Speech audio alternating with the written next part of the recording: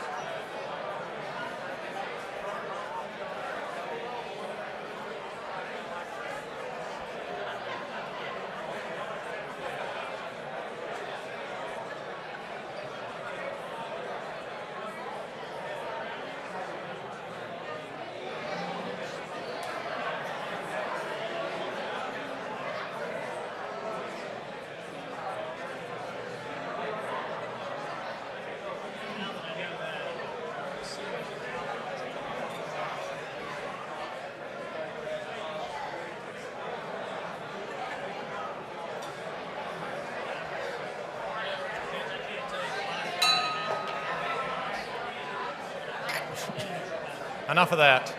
Okay, we've got a great program, so we're going to go ahead and get started. Love the chatter, though.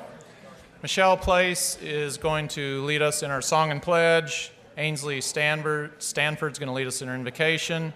And then DJ Morrow Ingram will introduce our visitors. Michelle. As we continue to remember Memorial Day weekend and all that it means, let us sing the Star-Spangled Banner.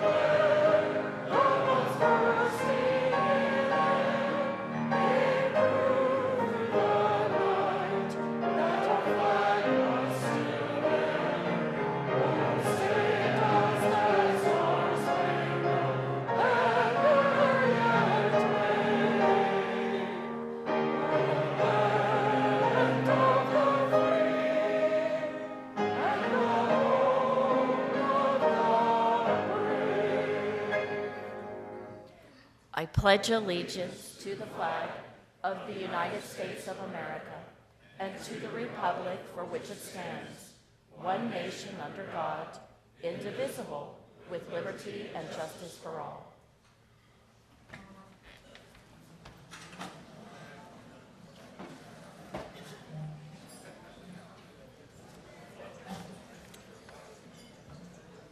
Would you please bow your heads?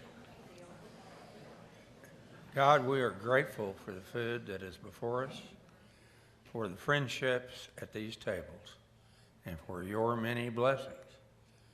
Help us to understand others, to learn to lend a hand to our neighbors and friends, and to find enjoyment in study, work, and play. Give us the wisdom to realize that our obligation to you involves honesty, charity, and concern for the welfare of humanity. Teach us to respect the religious beliefs of others and to promote freedom of thought and expression. Let us be fair and truthful with all people. May our work with Rotary inspire us to improve our community and our world. May your blessings rest upon our country and its inhabitants. Guard and protect our land from all danger. We pray that friendship and service to others be our watchword always. Amen.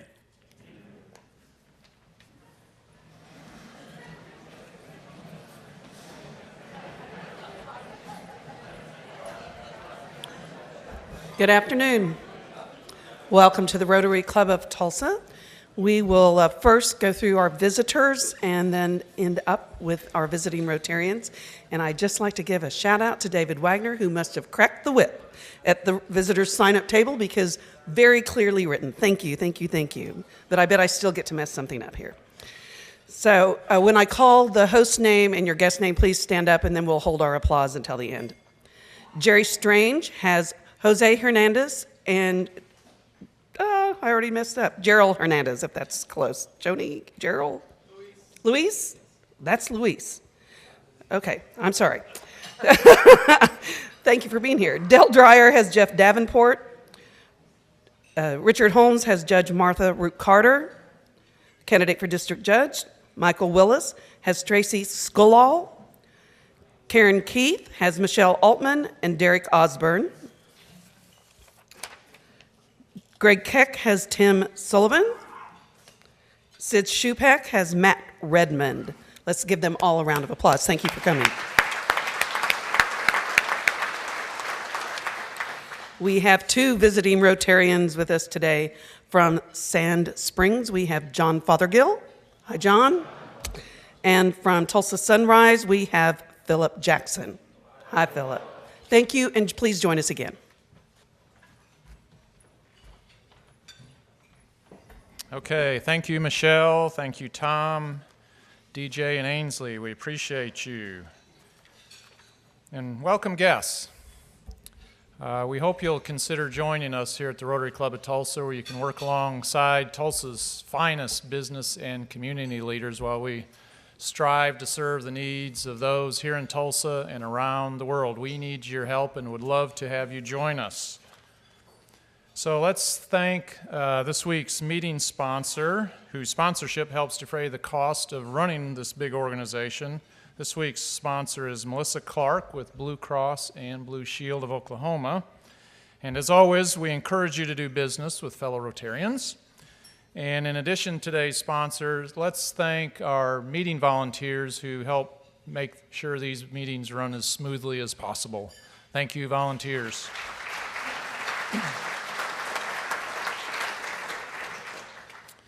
Okay, couple announcements. On the table is the budget for next Rotary year starting July 1. Take a look at that. Before we close today, we will be voting to approve that, and I'll ask for any questions at that time, but take a look. 2018-2019 officers, directors, and committee chairs, please join President-elect Hannibal Johnson for the Leadership Engagement meeting this Friday, June 1st, from 1 to 4 at the OSU Tulsa campus at the BOK room. BOK room, OSU Tulsa, 1 to 4 this Friday. If you're a director, officer, or committee chair.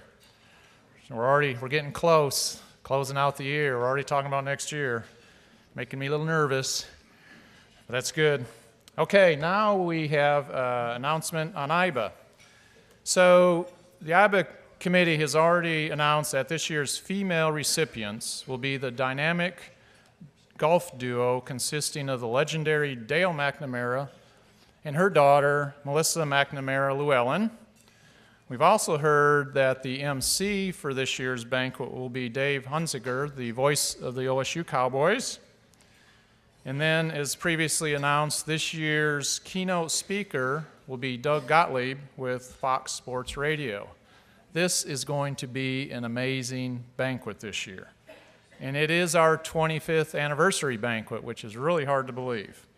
So to tell you more about our club's major fundraising event, that benefits the Rotary Club of Tulsa Foundation is Subcommittee Chairman Robert Walters. Robert?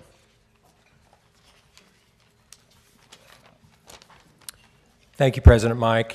19 days, we're out. The IB Awards is 19 days away. You're exactly right. The IB Awards is our major fundraiser that puts money in the foundation's coffers to help others. If you've been waiting to hear who the male recipient will be this year, now you can sponsor a table or buy tickets because we're getting ready to make the announcement here shortly. To officially announce our male recipient is Jonathan Husky. Jonathan joined News on 6 sports team in 2016, coming from KSPR TV in Springfield, Missouri, where he was the weekend anchor. With nearly a decade in local sports television, he was a sports director in Columbus, Georgia, and has worked in Fort Smith and Jackson, Tennessee. He's a 2008, God, you're young. He's a 2008 graduate of Union University in Jackson. Please join me and welcome him to the first visit to our Rotary Club, Jonathan Husky.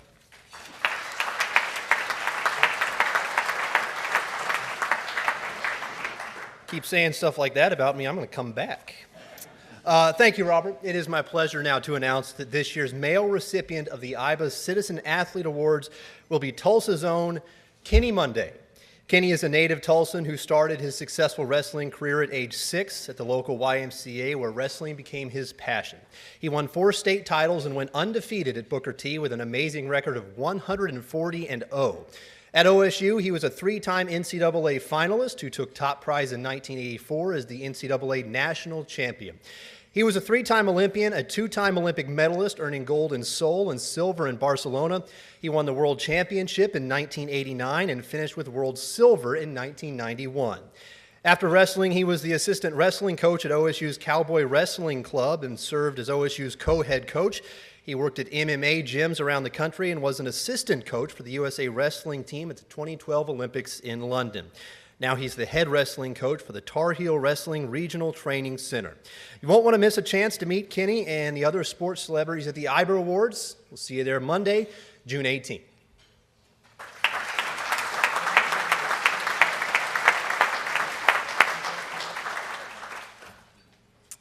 Thank you, Robert, and thank you, Jonathan. And holy cow, what an amazing lineup for this year's banquet. I have no doubt Coach Sutton, Coach Iba, and Bob Lennox are just loving this draw that we have this year. So if you have not bought a ticket or a table, please see either Carol or Curtis Craig or any of the committee members, and let's fill up the rest of the tables. We just have a few left. Okay, Del Dreyer, we have some special music that you're going to introduce. Thank you, President Mike. Levi Davenport and our grandson Andrew are the best of friends, and that's how I met Levi. Shortly after the first of this year, Andrew was at our house and he said, "Would you like to see a video of my friend playing the piano?" And I said, "Sure." And of course he played it, and after that I knew I had to invite Levi to come here and give you the benefit of his musical skills. When I corresponded with his father to set this date, I asked him what I needed to say, and this is what he sent me, and I'm going to read it verbatim for you, okay? "I'm 11 years old. I am a 5th grader at Jenks East Intermediate. I currently play piano and violin, and I began playing piano about 3 years ago. I first started learning songs from YouTube. I learned the dance of the Sugar Plum Fairy from the Nutcracker and a few other songs.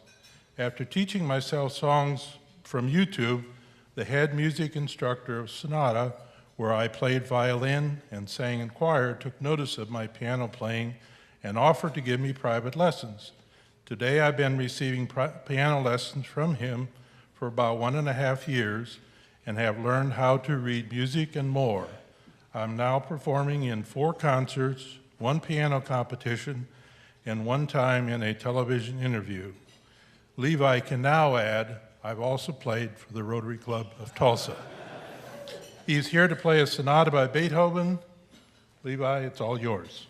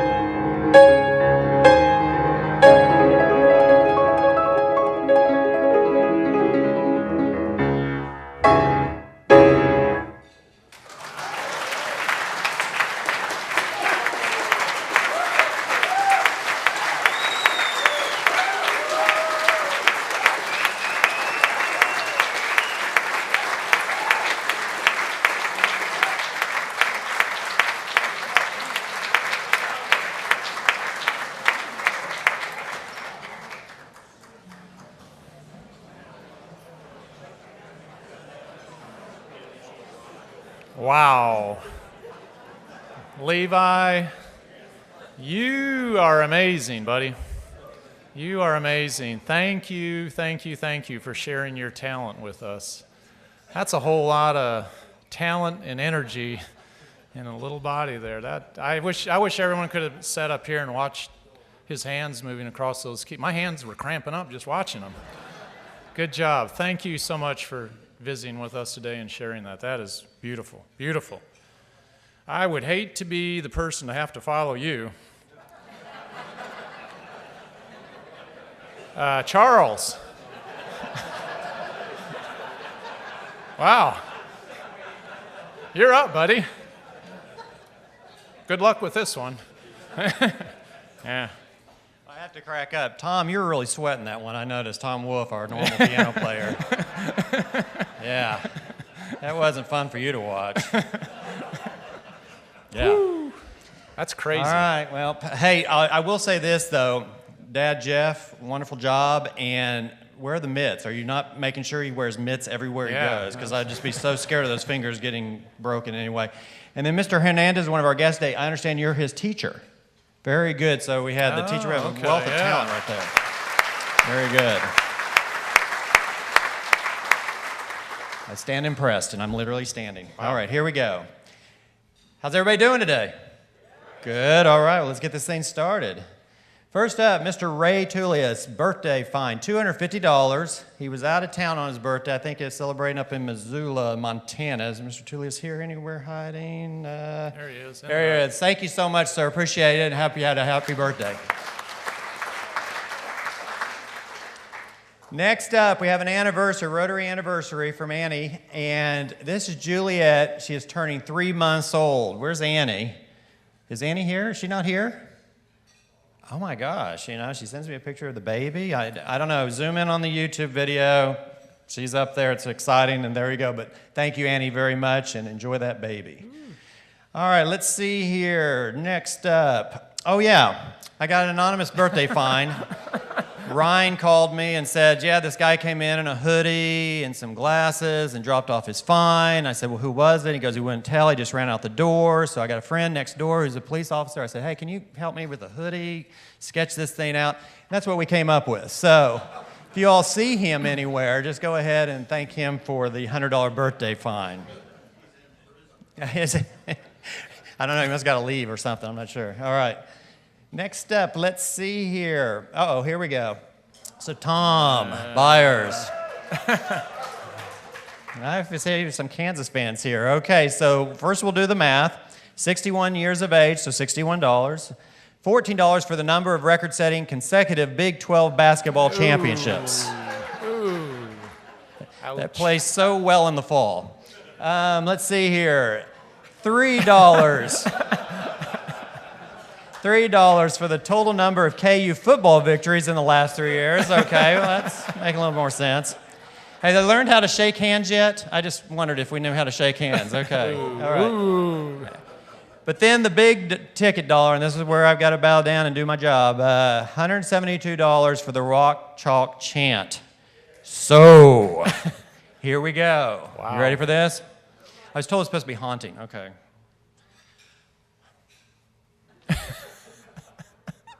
Rock, chalk,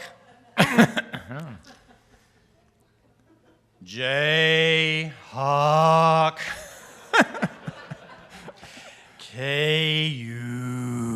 Does that sound good? Where's Tom? Excellent. Where's Tom? Excellent, Time out, yeah. time out. Where's Tom? Okay, Tom, you stand up. I need my Kansas people stand up, which includes you, Linda Bradshaw, because I understand you have a granddaughter who goes KU. So stand up, come on. Team player. Tom, stand up. Here we go. Here we go. All right, you Kansas people, this is your moment in the sun. And it's hot. All right. Rock, chalk, Jayhawks, KU. Nice job. Very Not well. bad, Yeah, right? Nice. Good job. I learned that driving over here. Did you? Yeah, I did. Yeah. It's very complicated. I'm just glad it's not Fresno State University. I don't know what we do with the ending. All right, so next up.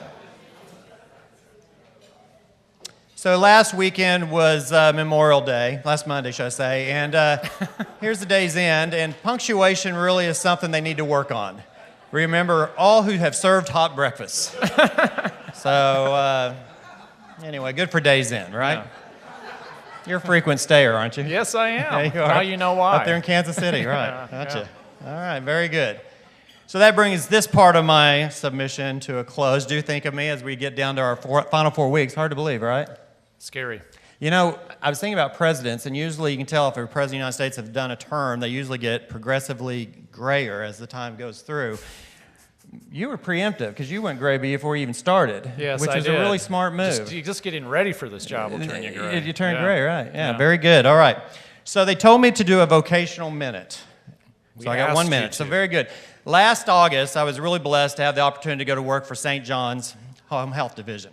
Of course, we all know St. John's here in town. It's got all these different wonderful aspects of it, from the hospital itself to the clinics, the doctor's office. The St. John's Home Health, where I work and I go out and tell people about, is really helping those people who maybe been through surgery or going into a rough time of their life and being mobile. We provide physical therapists, occupational therapists, wound care, speech therapy, really a entire gambit of things. And it's really nice to be a part of this aspect of St. John's because with the affordable care opportunity, it gives us a chance to be a team and really family together. So if you are working with St. John's, like in you have a surgery or something, we already communicate to each other through the Home Health Initiative to be able to provide you with that continuum of care that you might be looking to provide. So there's my 2 seconds. Nice. Yeah, so Nice. everybody kind of wonder, what do you do nowadays? You're not with key Yeah. personnel, so thank you very much. Thank you. All right, thank you all. Appreciate it. Another interesting profession out there. Thanks for sharing that, Charles. Okay, time to introduce our Rotarian of the day, Greg Frizzell, or Judge, as I like to call him, because you never know when you might need one. Judge Frizzell is a district judge. He joined our club in 1997. He is a Paul Harris Fellow and a Rotary Club of Tulsa Foundation Fellow. Please join me in welcoming to the podium Judge Frizzell.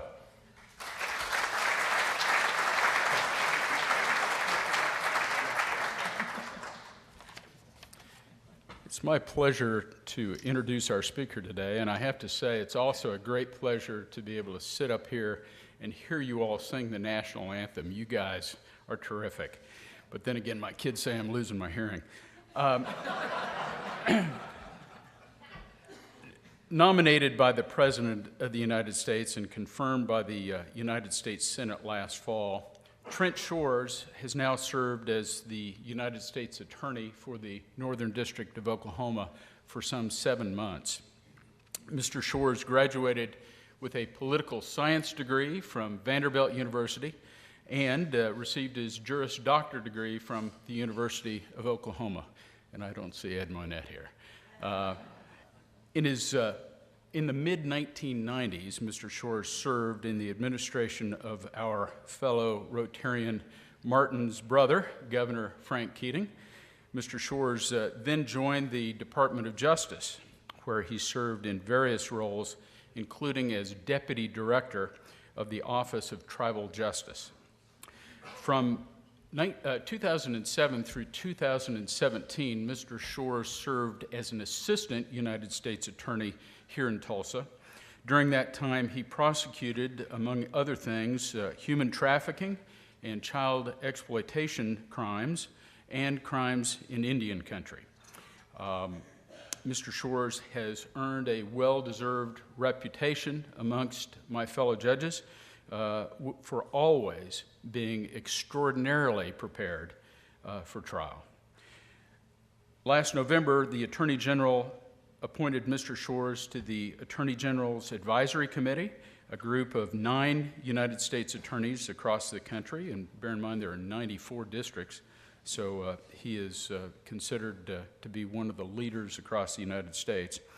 The Advisory Council provides advice and counsel to the Attorney General on matters of policy, procedure, and management. A member of the Choctaw Nation, Mr. Shores also chairs the Attorney General's Committee on Native American Issues, which is an important position for our U.S. Attorney to have. And perhaps most importantly, no, indeed, definitely most importantly, he married way, way over his head. His wife, Trent Shores, is a leading commercial real estate broker with CBRE, and it's my pleasure to introduce Trent. Trent, if you'll wave to everyone. Please welcome your United States Attorney, Trent Shores.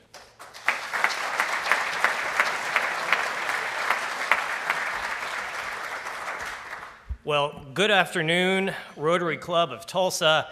I was so nervous to follow Levi, and then I heard that rock chalk chant, and I am so at ease now. So, man, I thought somebody was hurt. Thank you, Judge, so much for that kind introduction.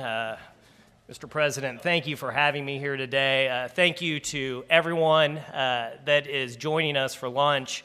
It is such an honor to speak to a group like this that is so service-oriented, that is civically minded, and that has such a big presence and impact on the lives of Tulsans, and frankly, not just Tulsans, but humans around the world. I was reading recently about the water project that's ongoing in Nicaragua, and it is amazing to see Tulsans reaching out and not just caring about our community, but caring about humanity. Truly, you are rightly commended for that, rightly recognized, and on behalf of everyone, thank you for your selfless humanitarian work. That is something that I think not only is worthy in recognition, but it's something that I can connect to. As a public servant myself at the United States Attorney's Office, I can tell you that we embody a sense of the same spirit. We are community-oriented. We support our community. We engage with our community. And in a very important way, we protect our community. I cut my teeth as a young attorney in Washington, D.C., in the halls of the Department of Justice. I worked there, as Judge mentioned, at the Office of Tribal Justice, where I had the opportunity to travel across our country, meeting with members of federally recognized Indian tribes and actually across the world, representing the United States at the United Nations and the Organization of American States, helping to recognize the rights of indigenous peoples worldwide.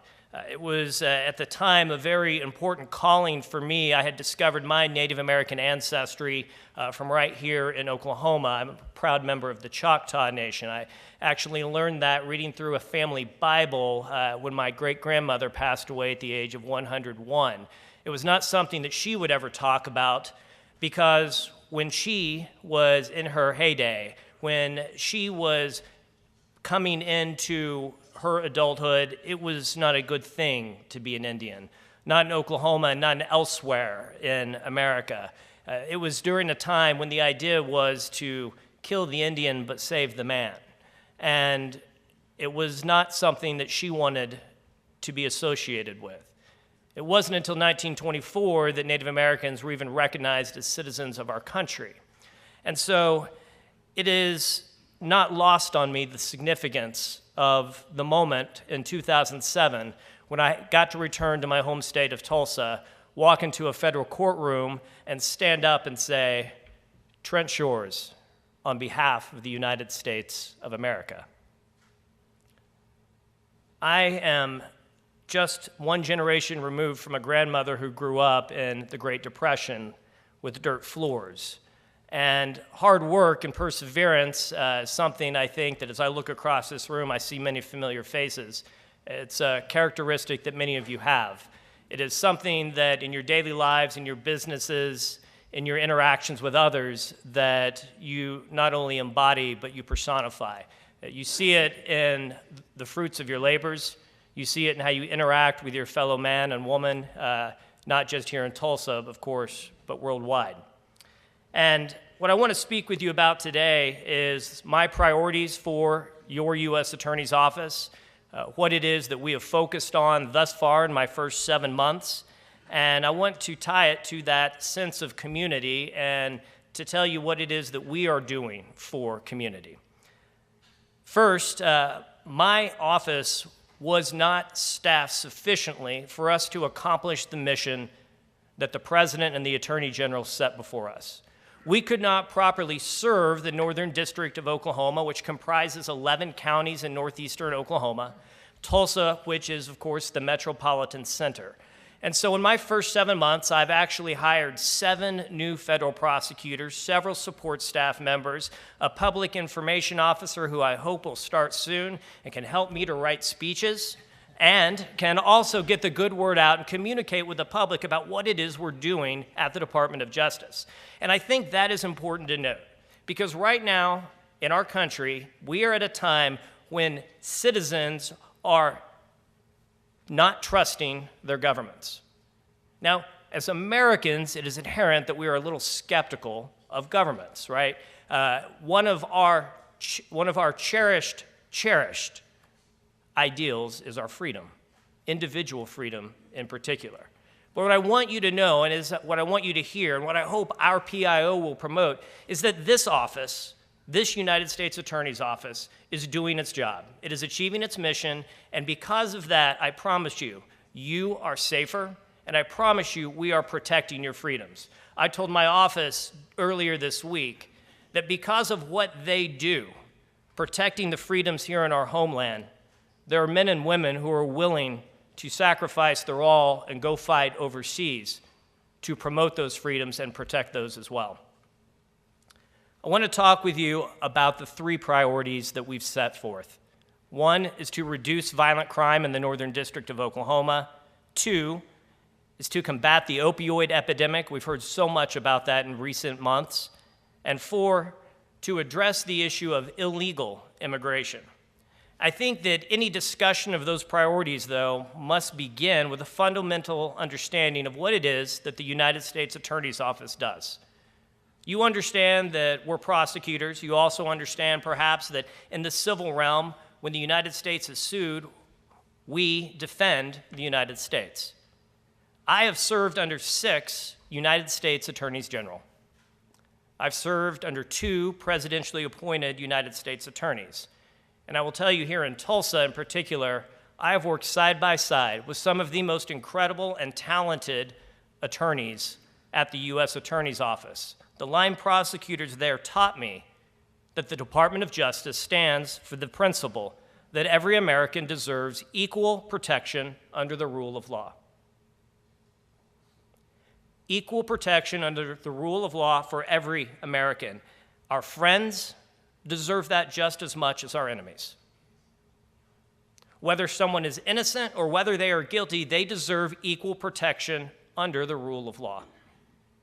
Whether someone is Republican or Democrat, wealthy or poor, Sooner or a cowboy, they deserve equal protection under the law.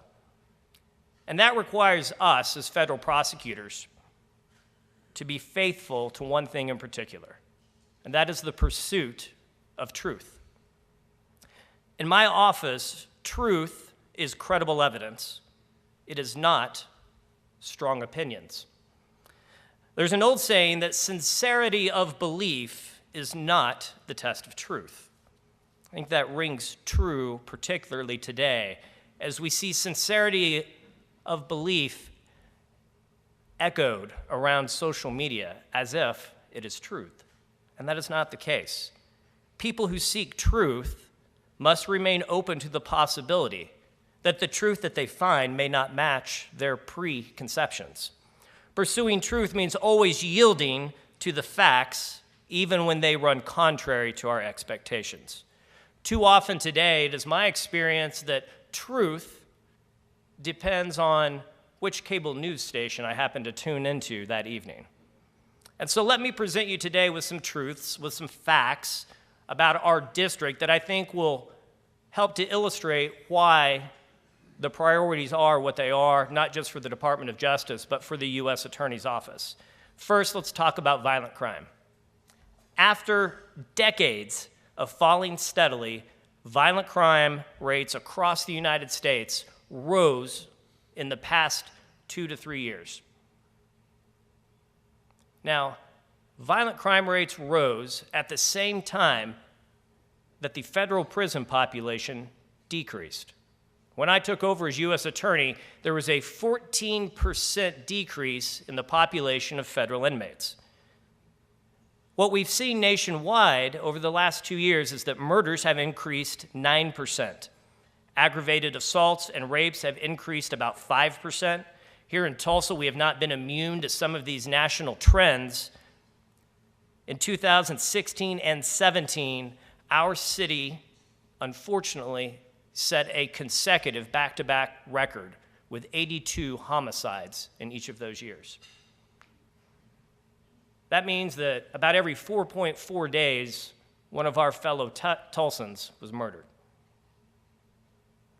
There were over 530 aggravated assaults just in our city last year. Bank robberies are up 16%. And the majority of these crimes are being committed by individuals who have previous felony convictions, by gang members, by drug traffickers, and they're using firearms to accomplish these misdeeds. And so what we've done here is we've implemented a program associated with what nationally we call Project Safe Neighborhood. But locally we've called it Operation Alpha. The U.S. Attorney's Office believes that collaborative law enforcement is good law enforcement, so we're working with Chuck Jordan, chief of our Tulsa Police Department. We're working with Tulsa's finest, the men and women that go out every night and patrol our city.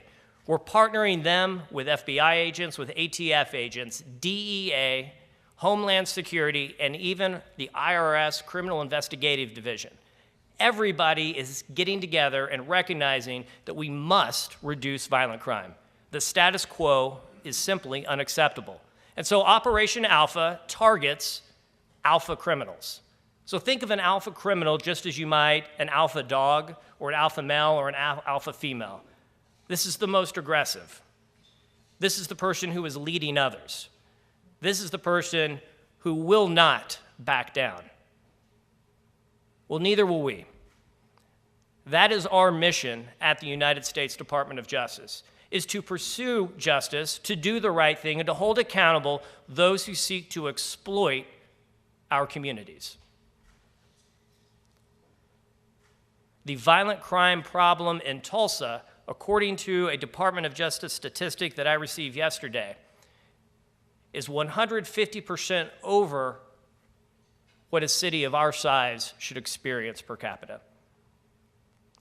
That is not the reputation that I want for the Northern District of Oklahoma. That is not the reputation that I want for the city where Caitlin and I live, where we want to raise a family. Whether you're in East Tulsa, North Tulsa, South Tulsa, West Tulsa, it doesn't matter. Every time there is a murder, it is a Tulsa problem. We are all connected in that regard. When we receive bad news about violent crime in our city, that deters a good teacher from coming to our state. It deters a business from being able to open. And if we want to improve everything together, we must tackle our violent crime problem, and we must do so together. Second, and this is not mutually exclusive from the first, drug problems, but in particular, opioids. In 2016, about 64,000 Americans died from a drug-related overdose. Think about that. That is more Americans dying from a drug-related overdose than died in the entire Vietnam War. To put another way, Americans are dying of opioid overdoses approximately every 11 minutes. So during today's program, we've lost a number of Americans to opioid overdoses. We see this manifest itself in what we call the traditional opioids like heroin that are continuing to come into our country over the border from Mexico, where they have millions of acres of poppy fields currently. We see fentanyl coming in from China, and it's being brought into our ports, smuggled in. We also see it being brought in again over the border from Mexico. We also now have the problem of synthetic opioids. So if fentanyl is 100 times more powerful and more potent than heroin, I want you to think of carfentanyl, which is the newest synthetic on the market. It is 1,000 times more powerful than heroin. When law enforcement officers encounter this dangerous substance, if they get it on their bare skin, there is the chance, there is even the likelihood that they could overdose and die. We also have the problem of drug diversion, pills going out the back door of pharmacies, or overprescribing, doctors who are overprescribing opioids to not only adults, but our teens. My staff and I have been going around speaking to area high schools, and it is incredible to hear the opioid-related stories that come from high school students. A lot of athletes that have maybe had a knee surgery of some sort to help recover from an injury. Or even one young lady that had had her wisdom teeth pulled and came home with 60 Oxycontin. Opioids and the addiction that comes with them is killing us, literally. We must engage on this issue. If you have outdated, unused prescriptions sitting around in your medicine cabinet at home, do not become an unintentional drug dealer and leave it sitting there, because you will have someone inevitably that walks into your home, a family member, a friend, a neighbor, and they are going to go through your drug cabinet, and they are going to take your opioid, and it is going to further their addiction. That's why twice a year now we do drug take-back days in the state of Oklahoma, and we have had the largest success ever with our one this last spring. We received over 1,000 pounds of unused prescription drugs. I referenced one way that opioids are coming into our country, and that is over the border, and let me identify now my last area of priority, and that is the immigration issue. It's a hot topic. It's something that is constantly being discussed. And unfortunately, I don't think that the national dialogue right now is an honest dialogue. I think that there's a lot of facts and misinformation that have been skewed. And I want to tell you what it is that the U.S. Attorney's Office here is doing. I just met last week with some members of Tulsa's Latino and Hispanic community, and we're going to set up a community forum to go out and answer some of those questions. I'm going to go out to East Tulsa and sit down with community leaders to help take away some of the fears that immigrants may have, whether they are legal or illegal. Because I will tell you, it is my experience that when they hear what we are doing, they want our help. The United States Attorney's Office and the Department of Justice is partnering with ICE, the Immigration and Customs Enforcement, to remove illegal aliens who have felony convictions and who have previously entered our country and been deported. We are removing people who are problems from the community. Did you know that 9 out of 10 individuals that ICE arrest has a prior felony conviction?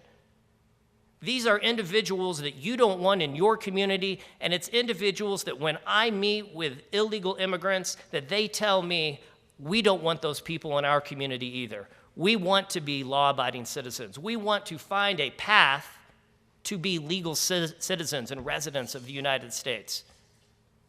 But we can't do it because these people over here keep creating a real problem for us. They were violent felonies back home, and they're violent felons here. In closing, I want to note one of the things that Judge Frizzell reminded me of at my swearing in was that the new position I was taking on came with great responsibility, came with great power. I think that there's a good quote that I remind myself of. It's from the renowned judge, Judge Posner, and he said, "The Department of Justice wields enormous power over people's lives. Much of it is beyond judicial or even political review. With power comes responsibility, moral, if not legal, for its prudent and restrained exercise. The responsibility implies knowledge, experience, and sound judgment, not just good faith." Now, there's another famous person that put that much more succinctly, and that was Spider-Man's Uncle Ben. and I bet you can say this with me, with great power comes great responsibility. Now, that actually was originally said by the French philosopher Voltaire, but we've hijacked that these days. Friends, I think that government officials who exercise that special discretion, who have that power, they have a special obligation, and that obligation is to make the right choice, to always do the right thing. I think that requires experience, it requires good judgment, and it requires wisdom. And my pledge to you is that that is what you will get from my office. And I certainly hope that is what you expect. God bless you. God bless our great country. And with that, thank you. I'd answer any questions in a couple of minutes remaining. So if there's any questions from the floor, I'd welcome the opportunity to answer them. With the individuals you have added to your staff recently, do you feel as though you're adequately staffed to meet your obligations, or do you need additional personnel? The question, for those that may not have heard it, was if I think that the individuals we've added to our staff are adequate, or are we seeking more? And the answer is actually we are seeking more. I hope to be able to announce in the next week or so that the Department of Justice has awarded our office additional prosecutors, one to help us combat violent crime, and one also to join our civil team to address the opioid epidemic that we're seeing here in northeastern Oklahoma. I think the individuals that we've brought in are incredibly capable. They are getting up to speed on how we do things here in the Northern District of Oklahoma. But I can tell you that as it stands today, this office has not been staffed to this point like it is since 2007. So I'm proud to get us back up to what I think should be an adequate, but by no means fully running office. We want more. We need more for this community and for this district, and I'm hopeful that we will get it.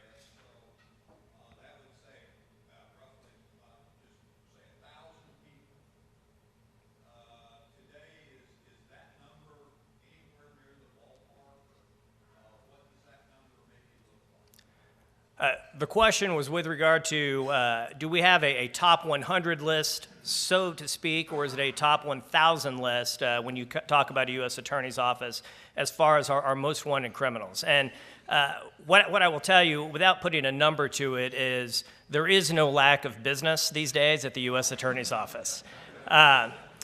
We, of course, with our limited resources, have to prioritize. And so what Operation Alpha, frankly, does is it tries to target those most dangerous and those most wanted criminals, the most violent among us, whether they're exploiting children, they're trafficking drugs, or they're committing violent robberies throughout our district.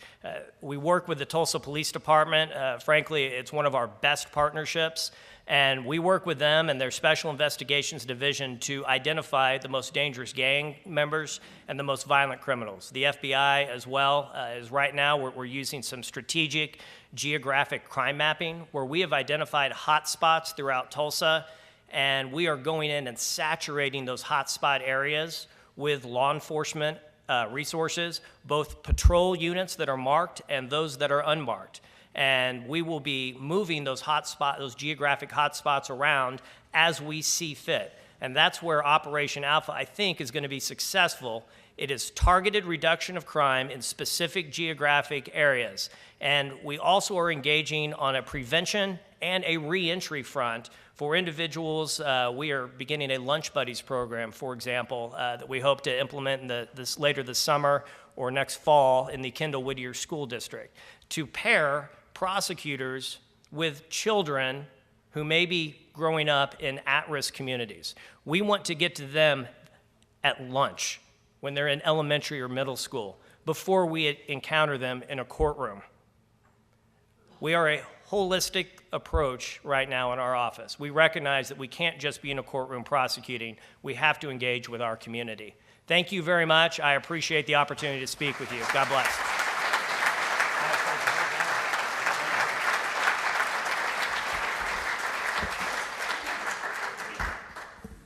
Trent, thank you. Thank you for your commitment to public service. We appreciate all that you're doing to help keep us safe. And I would suggest, if I may, that you probably don't need that speechwriter. I think you're doing a darn good job on your own. Thank you very much. Yeah. So as I told you, a book recognizing your visit with us today will be presented to our adopted school, Celia Clinton, and the book title is You're a Leader, Charlie Brown. I'm assuming that probably has implications to my leadership skills, not yours. Thank you. Okay, so any questions on the budget for next year? If not, I'm going to call for a voice vote. All in favor to approve next year's budget, please say aye. Aye. Any opposed? Thank you very much. The budget is approved. Thank you very much. You're good to go, Hannibal. Okay, upcoming programs. Next week, Dan Sullivan with the Grand River Dam Authority is going to be visiting with us on Oklahoma development by a dam site.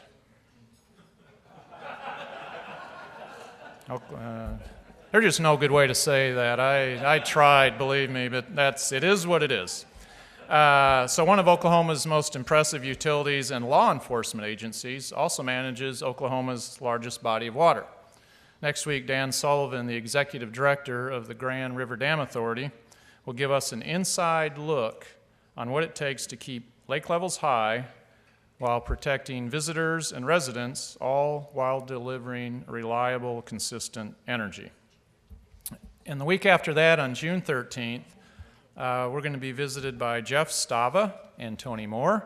They are going to give us an update on the gathering place, which we know later this year that park will be opening, and Tulsans will be celebrating the largest private gift of city public parkland in U.S. history.